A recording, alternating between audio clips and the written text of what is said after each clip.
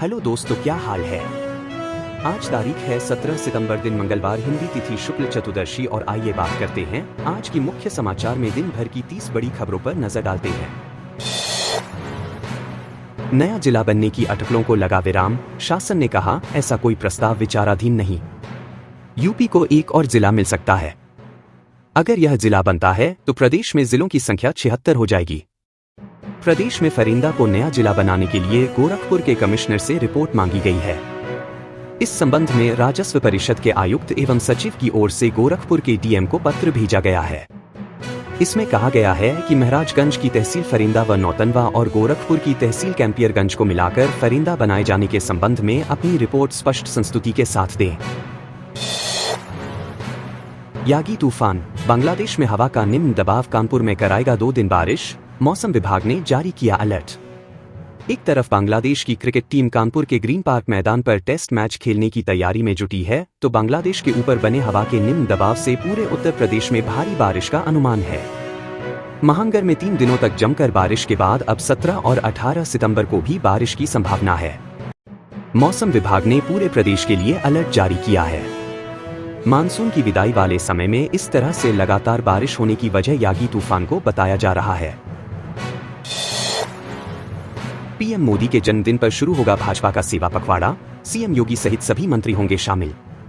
भाजपा 17 सितंबर को प्रधानमंत्री नरेंद्र मोदी के जन्मदिन से सेवा पखवाड़ा शुरू करेगी। इसके तहत नगर, गांव, चौपालों, सार्वजनिक स्थानों पर सेवा कार्य किया जाएगा। सेवा पखवाड़ा के तहत विभिन्न कार्यक्रम होंगे जो 2 अक्टूबर तक जारी रहेंगे। इस बाबत सोमवार को प्रदेश के सभी जिलों में सेवा पखवाड़ा की कार्यशालाएं होंगी। मंगलवार को अभियान के पहले दिन सीएम योगी, सभी मंत्री और पार्टी पदाधिकारी स्वच्छता अभियान में हिस्सा लेंगे। बारिश का कहर, सोनभद्र में 6 साल बाद लबालब हुआ धंधरौल बांध, खोले गए सभी 22 फाटक, तटवर्ती इलाकों में अलर्ट। सोनभद्र जिले में पिछले 24 घंटे में 70 mm की बारिश से जिले के नदी नाले उफना गए हैं। 6 साल बाद लबालब होने पर धंधरौल बांध के सभी 22 फाटक खोल दिए गए हैं। बांध से 12,000 क्यूसेक पानी निकाला जा रहा है। इससे घाघरा नदी और नहर का जलस्तर बढ़ने से तटवर्ती इलाकों में बाढ़ की स्थिति बन गई है। प्रशासन ने संबंधित क्षेत्रों में सतर्कता बढ़ा दी है। 2 दिवसीय दौरे पर काशी आ रहे CM Yogi Adityanath smart class का करेंगे लोकार्पण। मुख्यमंत्री योगी आदित्यनाथ सोमवार यानी आज शाम 6 बजे 2 दिवसीय दौरे पर वाराणसी आएंगे। वह 19 घंटे तक वाराणसी में रहेंगे। पहले दिन विकास कार्यों और कानून व्यवस्था की समीक्षा करेंगे। विकास परियोजनाओं का स्थलीय निरीक्षण भी करेंगे। काशी विश्वनाथ और काल भैरव मंदिर जाकर दर्शन पूजन भी करेंगे। मंगलवार को प्रधानमंत्री नरेंद्र मोदी के 74वें जन्मदिन पर आयोजित अलग अलग कार्यक्रमों में हिस्सा लेंगे। काशी विश्वनाथ मंदिर में केकनुमा 74 किलोग्राम के लड्डू को काटेंगे और लोगों में वितरित करेंगे। काशी में बाढ़ की स्थिति हुई भयावह, किसी ने रिश्तेदार के घर ली शरण, कोई छत पर बनाया ठिकाना। चेतावनी बिंदु पार करने के बाद खतरे के निशान की ओर बढ़ी गंगा के रौद्र रूप को लेकर लोग सकते में आ गए हैं। मारुति नगर में गंगा सड़क पर बहने लगी, जबकि मणिकर्णिका घाट की गलियों में नावें चलने लगी। यहां अंतिम संस्कार के लिए शवों को नावों से श्मशान घाट तक पहुंचाया जाता रहा। सामने घाट, वरुणा पार, बेटावर इलाके में भी गंगा अब सड़क पर बहने लगी है। वरुणा पार इलाके में लोग सुरक्षित ठिकाना ढूंढने लगे हैं। 80 घाटों को डुबोने के बाद गंगा का रुख अब बस्तियों की ओर हो गया है।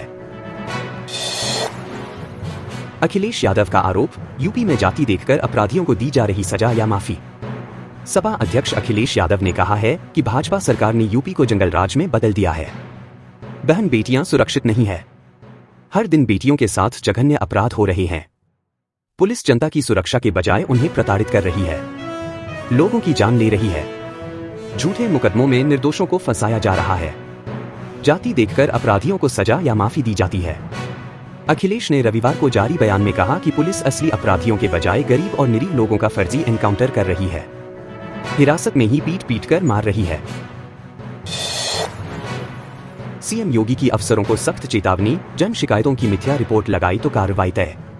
मुख्यमंत्री योगी आदित्यनाथ ने रविवार को अफसरों के साथ बैठक करते हुए कहा कि बेहतर कानून व्यवस्था, सतत संवाद और सभी वर्गों से मिल रहे सहयोग का ही परिणाम है कि हाल के वर्षों में प्रदेश में सभी पर्व त्योहार शांति और सौहार्दपूर्ण माहौल में संपन्न हो रहे हैं। बेहतर टीम वर्क और जन सहयोग का यह क्रम सतत जारी रखा जाए। 16 सितंबर को बराफात के अतिरिक्त अनंत चतुर्दशी तक गणेश उत्सव मनाया जाएगा। इसके उपरांत पितृपक्ष प्रारंभ होगा और 3 अक्टूबर से शारदीय नवरात्र विजयादशमी का उत्सव है। श्री शेखर सराफ कबड्डी संग्राम टीम 90 खिलाड़ियों का हुआ चयन, जिनसे बनेंगी 8 टीम। आयोजन 29 सितंबर से। प्रो कबड्डी लीग की तर्ज पर अलीगढ़ में श्री शेखर सराफ कबड्डी संग्राम टीम का आगाज 29 सितंबर से होगा, जिसके लिए 15 सितंबर को 863 में से 90 खिलाड़ियों का चयन किया गया, जो 16 सितंबर को 8 टीमों के हिस्सा बनेंगे। आगरा रोड स्थित खेल मैदान पर कबड्डी खिलाड़ियों की चयन प्रक्रिया सुबह 8 बजे से रात 7:30 तक हुई। प्रदर्शन के आधार पर 90 खिलाड़ियों का चयन किया गया।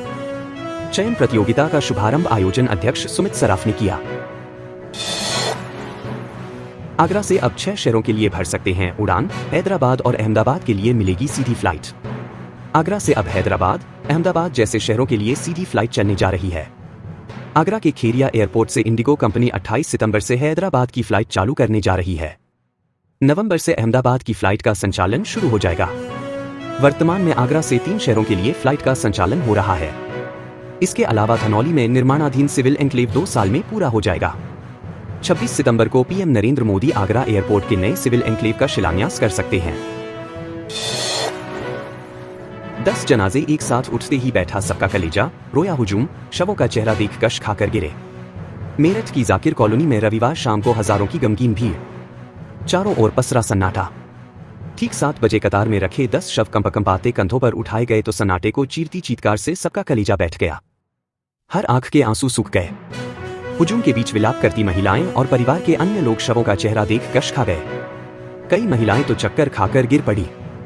हर दिल से यही सदा आ रही थी कि हे परवरदिगार रहम कर, मरहूमों की मगफिरत और ये पहाड़ सा गम सहने का सब्र अता फरमा।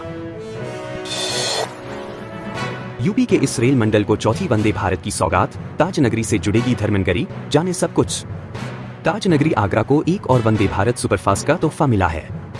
कैंट स्टेशन से वाराणसी तक वंदे भारत ट्रेन का शुभारंभ सोमवार को 16 सितंबर को गया। इसका शुभारंभ रेल राज्य मंत्री रवनीश सिंह बिट्टू ने हरी झंडी दिखाकर किया। ताजनगरी से इलाहाबाद हाईकोर्ट और बाबा विश्वनाथ धाम वाराणसी जाने वाले यात्रियों को काफी राहत मिलेगी। महज 7 घंटे में यह आगरा से वाराणसी की यात्रा को पूरा करेगी। बताते चलें कि आगरा रेल मंडल को मिलने वाली यह चौथी वंदे भारत है। सीएम योगी बोले मानवता का कैंसर है पाकिस्तान, बिना ऑपरेशन इलाज संभव नहीं। मुख्यमंत्री योगी आदित्यनाथ ने कहा कि पाकिस्तान मानवता का कैंसर है, जो पूरी दुनिया के लिए नासूर बन चुका है। आजादी के समय का कांग्रेस नेतृत्व और जोगेंद्रनाथ मंडल अगर मिलकर मुस्लिम लीग की साजिश को विफल कर देते तो यह नासूर अस्तित्व में नहीं होता। उन्होंने कहा कि जब तक पाकिस्तान का ऑपरेशन नहीं होगा तब तक इलाज संभव नहीं है। पाकिस्तान का उपचार शुरू हो चुका है। अब पाक अधिकृत कश्मीर के लोग भारत में शामिल होना चाहते हैं। बलूचिस्तान भी पाकिस्तान से अलग होना चाहता है। रात में कार से निकलते थे बदमाश, वाहनों से चुराते थे डीजल, पुलिस मुठभेड़ में 4 गिरफ्तार। बरेली में रविवार रात इज्जत नगर थाना पुलिस और एसओजी टीम ने मुठभेड़ के दौरान 4 बदमाशों को दबोच लिया। ये बदमाश रात में बाइक व कार लेकर निकलते थे और सुनसान इलाके में खड़े वाहनों से डीजल व उनका सामान चोरी करते थे। मुठभेड़ के दौरान एक बदमाश को पैर में गोली भी लगी है। उनके पास से कार, बाइक, 100 लीटर डीजल और तमंचों समेत अन्य सामान बरामद हुआ है। 2 अन्य बदमाश फरार हो गए। दहेज के लिए हत्या, पीट पीट कर 22 वर्षीय पत्नी को मार डाला, बाइक नहीं देने से नाराज था आरोपी, परिजनों का हंगामा। हसनपुर क्षेत्र के गांव बाईखेड़ा में दहेज के लिए पति ने पीट पीट कर 22 वर्षीय पत्नी मीना की हत्या कर दी। करीब 1.5 साल पहले मीना की शादी हुई थी। मायके वालों ने दहेज के लिए हत्या करने का आरोप लगाया है। पुलिस ने शव पोस्टमार्टम को भेज दिया है। कानूनी कार्रवाई की जा रही है। बताते हैं कि कोतवाली क्षेत्र के गांव सोहरका निवासी किसान विजय सिंह ने अपनी 22 वर्षीय बेटी मीना की शादी करीब 1.5 साल पहले अपनी हैसियत के अनुसार कोतवाली क्षेत्र के ही गांव बाईखेड़ा निवासी सुंदर सिंह के साथ की थी। बारिश से सब्जियों के भाव में आया उछाल, धनिया का भाव हुआ दोगुना। बारिश से फसल को नुकसान हुआ है। इससे बाजार में सब्जियों के भाव में उछाल आया है। धनिया का भाव 4 दिन में दोगुना हो गया है। पिछले दिनों हुई बारिश से फसलों पर नकारात्मक प्रभाव पड़ा है। सबसे ज्यादा नुकसान सब्जियों की फसलों को हुआ है। यही कारण है कि बाजार में सब्जियों के भाव बढ़ गया है। सब्जियों के भाव बढ़ने से लोगों को परेशानी का सामना करना पड़ रहा है। लोगों की थाली का बजट बिगड़ गया है। बीएचयू में नर्सिंग ऑफिसरों की हड़ताल, साथी की मौत पर न्याय की गुहार, पत्नी बोली उत्पीड़न से गई पति की जान। बीएचयू अस्पताल में नर्सिंग ऑफिसर खेम सिंह सैनी की मौत के बाद उनके परिजन देर रात राजस्थान से वाराणसी पहुंचे। सोमवार को सुबह परिजनों ने मोर्चरी हाउस पहुंचकर खेम सिंह के शव को लेने से मना कर दिया। उन्होंने अस्पताल प्रशासन पर ड्यूटी के प्रति लापरवाही का आरोप लगाते हुए इसके लिए जिम्मेदारों पर कार्यवाही की मांग की। उनका कहना है कि अस्पताल में ड्यूटी के प्रति जिस तरह की लापरवाही बरती जा रही है उसकी वजह से नर्सिंग ऑफिसर को तनाव में रहना पड़ता है। उनके बेटे की मौत भी इसी वजह से हुई है। बाढ़ की आफत के बीच सूनी हुई मां की गोद, पानी में तैरता मिला बेटे का शव, हत्या की आशंका। वाराणसी जिले के वरुणा क्षेत्र के पैगंबरपुर गांव में एक युवक का शव पानी में तैरता हुआ मिला। सुबह शव को देख ग्रामीण सन्न रह गए। मृतक की पहचान राजू सोनकर के रूप में हुई। मृतक की मां नथुन सोनकर ने गांव के 3 लोगों पर हत्या का आरोप लगाया है। मृतक की मां ने बताया कि बीते शनिवार को घर में पानी भरने के चलते घर से थोड़ी दूर मंदिर पर रहने के लिए दोनों चले गए। आरोप है कि इसी बीच बाबू सोनकर, बजरंगी और किशन ने राजू को बुलाया और साथ ले गए। बेटा वापस नहीं आया तो मां उसकी तलाश में जुट गई। स्वाइन फ्लू की जकड़ में आई महिला बेटी के घर आई थी, आइसोलेशन वार्ड में भर्ती। मुजफ्फरनगर की 55 साल की महिला को स्वाइन फ्लू H1N1 हुआ है। निजी लैब की जांच में इसकी पुष्टि हुई है। हालत खराब होने पर एसएन मेडिकल कॉलेज में भर्ती कराया गया है। यह अपनी बेटी के घर आई थी। दोबारा नमूना लेकर एसएन की वायरोलॉजी लैब में जांच कराई जाएगी। सीएमओ डॉक्टर अरुण श्रीवास्तव ने बताया कि 8 से 10 दिन पहले मुजफ्फरनगर की 55 साल की महिला अपनी बेटी के घर आई थी। बेटी सिकंदरा क्षेत्र में रहती है। 4 से 5 दिन पहले बुखार आने और सांस लेने में तकलीफ होने पर निजी अस्पताल में इलाज कराया। निजी लैब में नमूना जांच के लिए भेजा, जिसमें स्वाइन फ्लू की पुष्टि हुई है। आगरा और बनारस के बीच दौड़ेगी वंदे भारत, पीएम मोदी दिखाएंगे हरी झंडी। शहरवासियों को चौथी वंदे भारत की सौगात सोमवार को मिल जाएगी। प्रधानमंत्री नरेंद्र मोदी वर्चुअली शुभारंभ करेंगे। आगरा कैंट स्टेशन के प्लेटफॉर्म नंबर 6 से यह गाड़ी शाम 4:15 बजे वाराणसी के लिए रवाना होगी। आगरा में रेल राज्य मंत्री रवनीत सिंह बिट्टू हरी झंडी दिखाएंगे। चौथी वंदे भारत भगवा रंग की होगी। इसके पहले 3 अलग अलग वंदे भारत आगरा कैंट पहुंचेंगी। आगरा कैंट पर होने वाले समारोह में केंद्रीय राज्य मंत्री एसपी सिंह बघेल, भाजपा के सभी जनप्रतिनिधि और उत्तर मध्य रेलवे के जीएम उपेंद्र सिंह सहित अन्य अफसर शामिल होंगे। गणपति विसर्जन यात्रा, बाराफात जुलूस आज आगरा में इन रास्तों पर निकलें जरा संभल कर। आगरा में गणपति प्रतिमाओं की विसर्जन यात्रा और बाराफात दोनों सोमवार को है। पूरे शहर में विसर्जन यात्राएं जगह जगह से निकाली जाएंगी। सबसे ज्यादा प्रतिमाएं हाथी घाट पर पहुंचेंगी। वहीं बाराफात के जुलूस भी न्यू आगरा, बिजलीघर, ताजगंज और शाहगंज सहित कई इलाकों से निकाले जाएंगे। इससे सड़कों पर डायवर्जन और यातायात दबाव के कारण जाम भी लग सकता है। एमजी रोड से लेकर यमुना किनारा रोड, बेलगंज और एमजी रोड 2 पर भी दिक्कतों का सामना करना पड़ सकता है। यूपीएस एनपीएस के खिलाफ आक्रोश मार्च 26 को सभी जिला मुख्यालयों पर होगा प्रदर्शन। National movement for old pension scheme NMOPS की रविवार को राष्ट्रीय कार्यकारिणी की दिल्ली में हुई बैठक में पुरानी पेंशन बहाली के लिए आगे के आंदोलन की घोषणा की गई। इसमें तय किया गया कि 26 सितंबर को देश के सभी जिला मुख्यालयों पर यूपीएस एनपीएस के खिलाफ आक्रोश मार्च होगा। संगठन के राष्ट्रीय अध्यक्ष विजय कुमार बंधु ने बताया कि पुरानी पेंशन की बहाली के लिए शिक्षक कर्मचारी आर पार की लड़ाई लड़ने के लिए तैयार है। दोस्तों, अगर आप वीडियो पसंद करते हैं तो वीडियो को लाइक करें और चैनल को सब्सक्राइब करें और आप अपने जिले का नाम कमेंट बॉक्स में जरूर लिखें।